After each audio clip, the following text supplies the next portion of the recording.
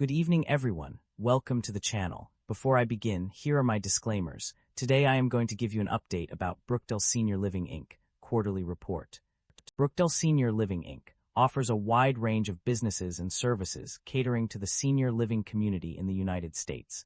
At its core, the company operates three primary segments: independent living, assisted living and memory care, and continuing care retirement communities, CCRCS.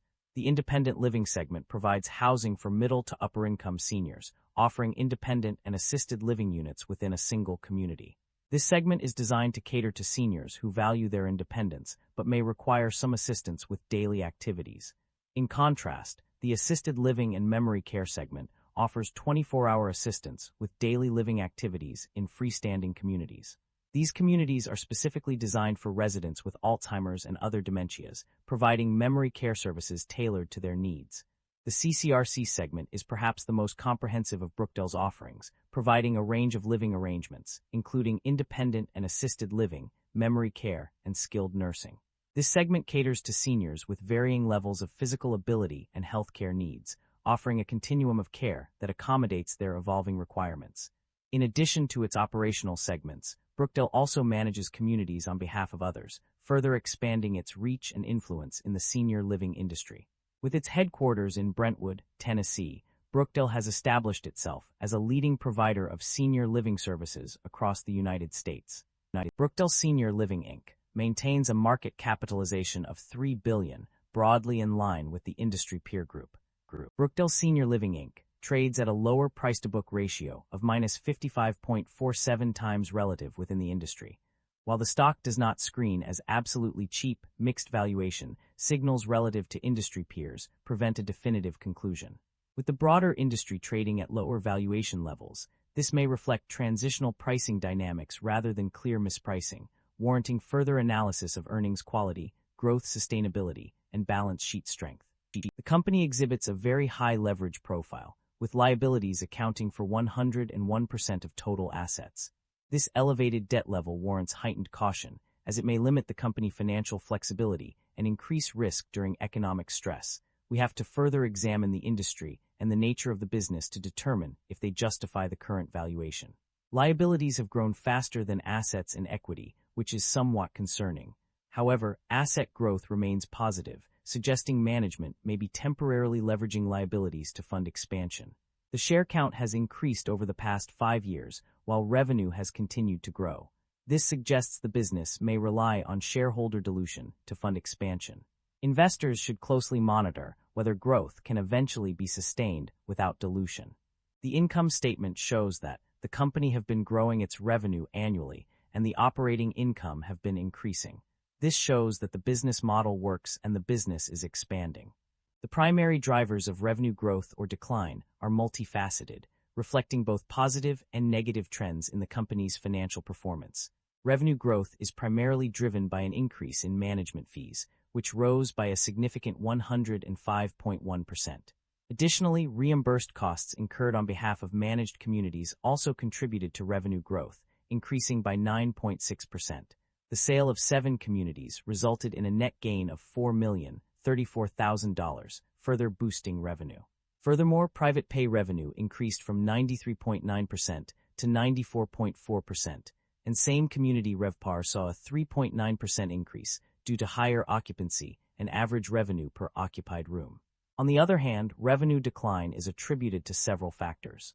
The decrease in resident fees, primarily due to the disposition of communities, accounted for a significant -9.2%. The sale of non-strategic or underperforming owned assets or leases also contributed to revenue decline, with 7 communities sold and 2 disposed through lease termination. Furthermore, the planned sale of 19 additional owned communities in 2026 is expected to impact revenue negatively. The net income of the company underwent a significant change between 2025 and 2026. In 2025, the company reported a net loss of $64.9 million, but this decreased to a net loss of only $6.9 million in 2026, marking an improvement of $58.1 million, or a decline of 89.4%. This change can be attributed to various factors such as cost-cutting measures, increased revenue, or reduced expenses. In addition to the improvement in net income, the company's profit margins also showed a notable increase. The profit margin rose from 3.6% in 2025 to 6.8% in 2026, indicating an enhancement of profitability. This upward trend suggests that the company has become more efficient and effective in managing its costs and generating revenue. The company's financial performance indicates a strong ability to generate cash from its core operations. According to the data, the company has consistently produced positive operating cash flow in both 2025 and 2026.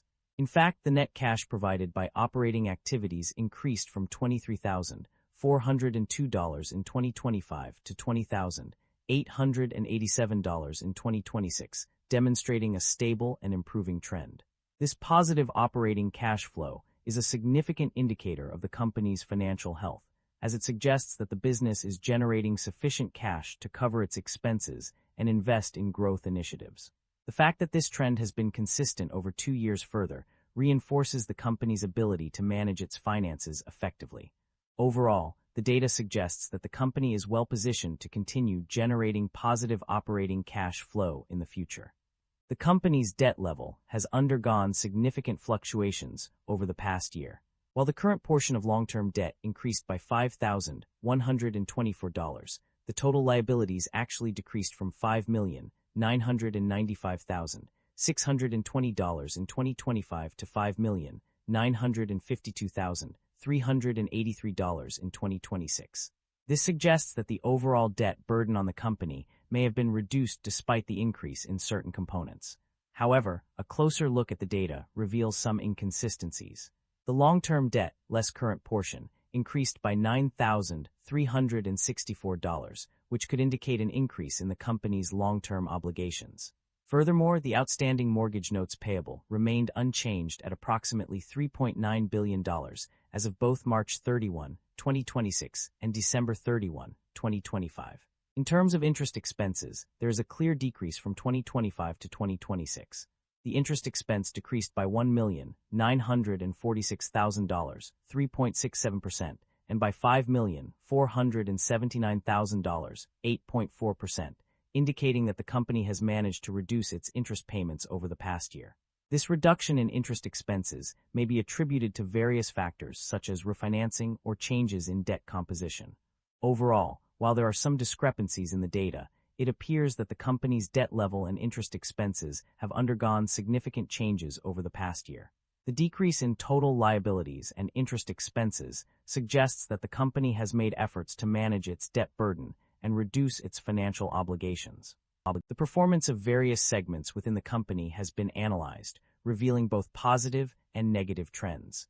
The independent living segment stood out with a notable increase in operating income of 20%. This growth was also seen in the all-other segment, which experienced an impressive surge of 105% in operating income.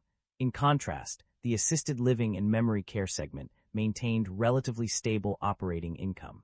However, one segment that struggled was CCRCs, continuing care retirement communities, where operating income decreased by a significant 4.5%. This decline highlights areas where the company may need to focus on improvement strategies to reverse this trend. Overall, these results indicate that while some segments are thriving, others require attention and investment to achieve optimal performance. Management's outlook for the company is centered around strategic growth and financial discipline. One key area of focus is the sale of non-strategic or underperforming assets, with plans to sell 19 additional owned communities in 2026 through its capital recycling program. This move aims to improve the company's overall performance by eliminating unprofitable investments. In addition to asset sales, management is also prioritizing revenue growth and cost control. The company seeks to increase revenue per available room, RevPAR, while maintaining a disciplined approach to expenses. Furthermore, management plans to refinance or extend maturing debt and evaluate the capital structure to ensure optimal financial stability. To achieve these goals, management may need to explore alternative funding options, including issuing additional equity or debt securities. However, this could potentially dilute existing shareholders' ownership percentage if not executed carefully. Overall, management's strategy is focused on driving growth while maintaining a strong financial foundation for the company. That concludes the financial summary for Brookdale Senior Living Inc. feel free to comment below, and I will be happy to answer them when possible.